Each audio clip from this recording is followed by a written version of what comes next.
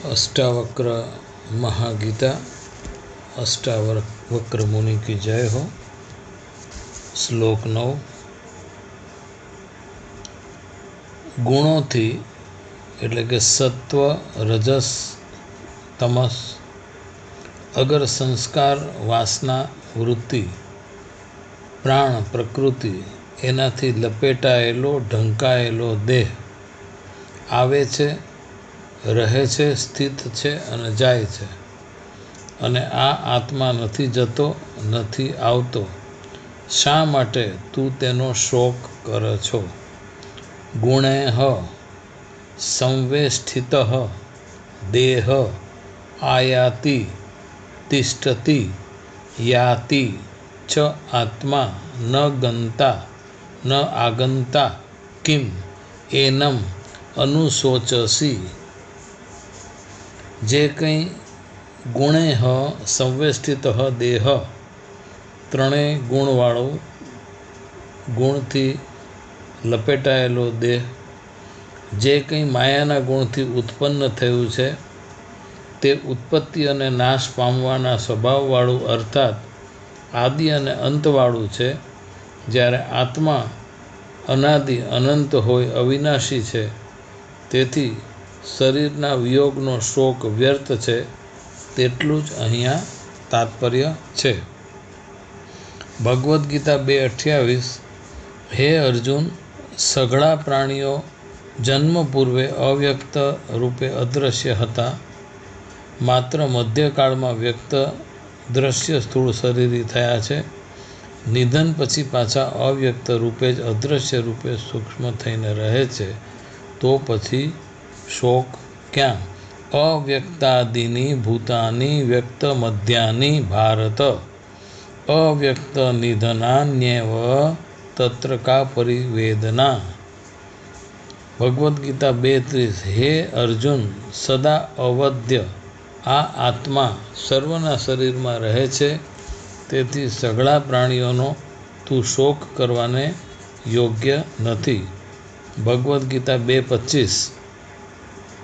આ આત્મા અવ્યક્ત, અચિંત્ય, અવિકારી કહેવાય છે.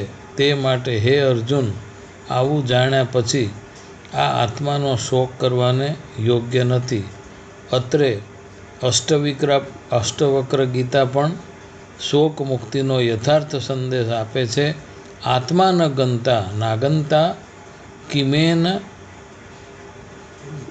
મનુશોચસી. આત્મા નથી આવતો, આત્મા નથી જતો, નથી જન્મ મૃત્યુ કંઈ એને લાગુ પડતું, તો શા માટે તેનો શોક કરે છે? હે જનક, તારા શોકનું કારણ તારું દેહાભિમાન છે. જરા વિચાર તો કર કે તું નિર્ગુણ, તું ગુણાતીત. દેહ તો ગુણધર્મના કાર્ય છે, તું તો કાર્ય કારણથી ન્યારો છો. અપંચીકૃત મહાપૂતના આકાશના તત્વના સત્વગુણમાંથી શ્રોતેન્દ્રિય ઉત્પન્ન થાય છે. વાયુ તત્વના સત્વગુણમાંથી સ્પર્શેન્દ્રિય ત્વચા ઉત્પન્ન થાય છે. તેજ તત્વના સદગુણમાંથી નેત્રેન્દ્રિય ઉત્પન્ન થાય છે. પૃથ્વી તત્વના સદગુણમાંથી ઘ્રાણેન્દ્રિય ઉત્પન્ન થાય છે. જળ તત્વના સત્વગુણમાંથી રસેન્દ્રિય એટલે જીભ ઉત્પન્ન થાય છે. આકાશ તત્વના રજસગુણમાંથી વાણી, વાયુ તત્વના રજસગુણમાંથી હાથ, તેજ તત્વના રજસગુણમાંથી પગ, પૃથ્વી તત્વ રજસગુણમાંથી ગુદા અને જળ તત્વ રજસગુણમાંથી ઉપસ્થ ઉત્પન્ન થાય છે. મુંડક ઉપનિષદ 2:1-3.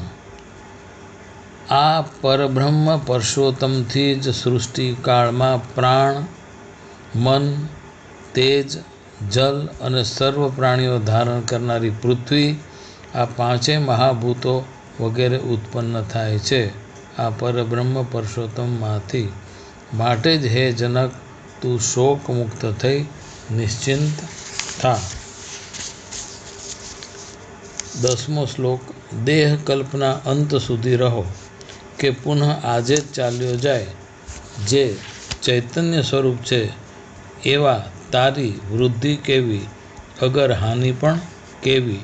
देह कल्पान्तं तिष्ठतु वा पुनः अद्य एवं गच्छतु चिन्मात्ररूपिणः तव क्व वृद्धिः वा क्व हानि।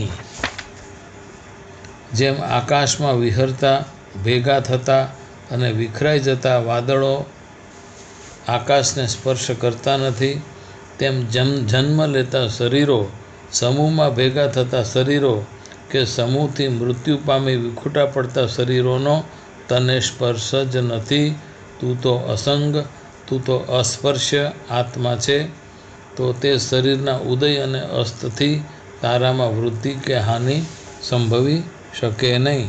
જ્ઞાની પોતાનું શરીર કાશી જેવી પવિત્ર નગરીમાં છોડે અથવા અપવિત્ર જગ્યામાં છોડે, જ્ઞાન પ્રાપ્તિના સમયે અંતઃકરણના ધર્મોથી મુક્ત થઈ જાય છે. શ્રી રમણ મહર્ષિ પોતાની આગવી અલૌકિક શૈલીમાં જણાવે છે કે શરીર એક રોગ છે. રોગ લાંબો ટકે તેથી શો લાભ? રોગ વધુ ટકે ને રોગ દિવ્ય થાય તો તે એક ભ્રાંતિ છે. ફરીવાર શ્રી રમણ મહર્ષિ પોતાની આગવી અલૌકિક શૈલીમાં જણાવે છે કે શરીર એક રોગ છે. રોગ લાંબો ટકે તેનાથી શું લાભ? ફરીવાર રોગ વધુ ટકે, રોગ વધુ ટકે, રોગ દિવ્ય થાય, રોગ વધુ ટકે, રોગ દિવ્ય થાય, તે તો એક ભ્રાંતિ છે. રોગ જો તાત્કાલિક દૂર થાય તો પણ આત્માને શું લાભ? તેવું વિચારી જ્ઞાનીએ શરીરમાં સંતપ્ત ન થતાં નિશ્ચય રહેવું ઘટે. એટલે રોગ એટલે શરીરને રોગ કીધો છે. રોગ દિવ્ય થાય એ પણ ભ્રાંતિ કીધી. જોવો, રોગ દિવ્ય થાય તે પણ ભ્રાંતિ છે. એટલે કોઈ મહાન થાય, કોઈ દિવ્ય થાય. આપણે પહેલી વાત તો એ કે આપણે કોઈને પ્રભાવિત કરવાના નથી ને આપણે કોઈથી પ્રભાવિત થવાનું નથી.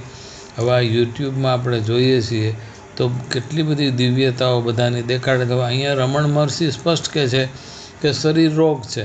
આ રોગ દિવ્ય હોય તો પણ એ ભ્રાંતિ જ છે. આમાં આપણે જે સમજવું હોય એ આપણે સમજી લેવાનું.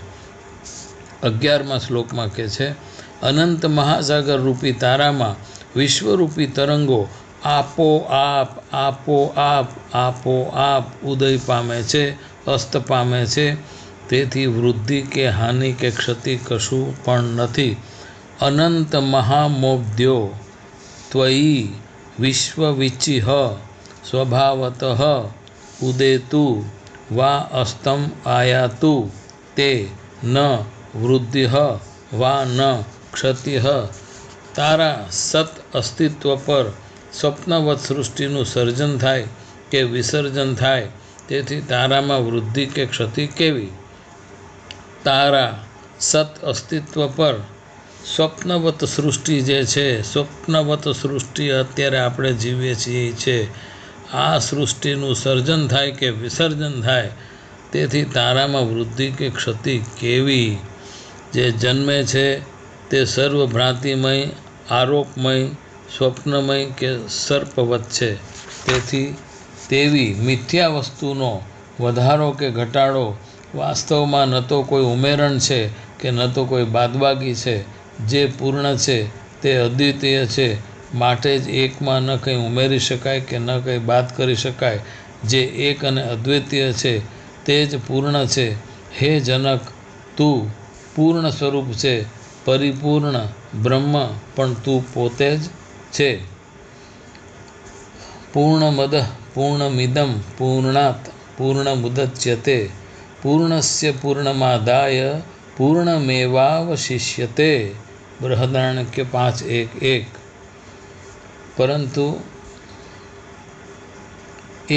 એક બ્રહ્મ પૂર્ણ છે.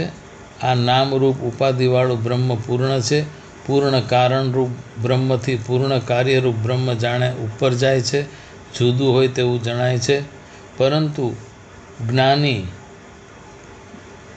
પૂર્ણના એટલે કે કાર્યરૂપ બ્રહ્મના પૂર્ણને એટલે કે આત્મ સ્વરૂપના એક રસાપણાને ગ્રહણ કરીને મેળવીને પૂર્ણ કેવળ બ્રહ્મરૂપે જ બાકી રહે છે.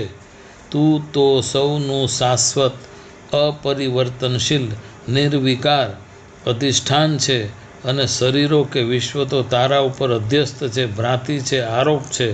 ભ્રાંતિ બ્રહ્મને વિચલિત કરી શકતું નથી તેવું જાણી હે જનક, તું સુખથી નિશ્ચિંત થઈ વિહાર કર. કારણ કે જીવ, જગત અને ઈશ્વરની ભ્રાંતિ તો વાસ્તવમાં કદી જન્મી જ નથી. કારણ કે જીવ, જગત અને ઈશ્વરની ભ્રાંતિ વાસ્તવમાં કદી જન્મી જ નથી. જેનો જન્મ જ નથી તે ભ્રાંતિ કઈ રીતે પેદા કરી શકે?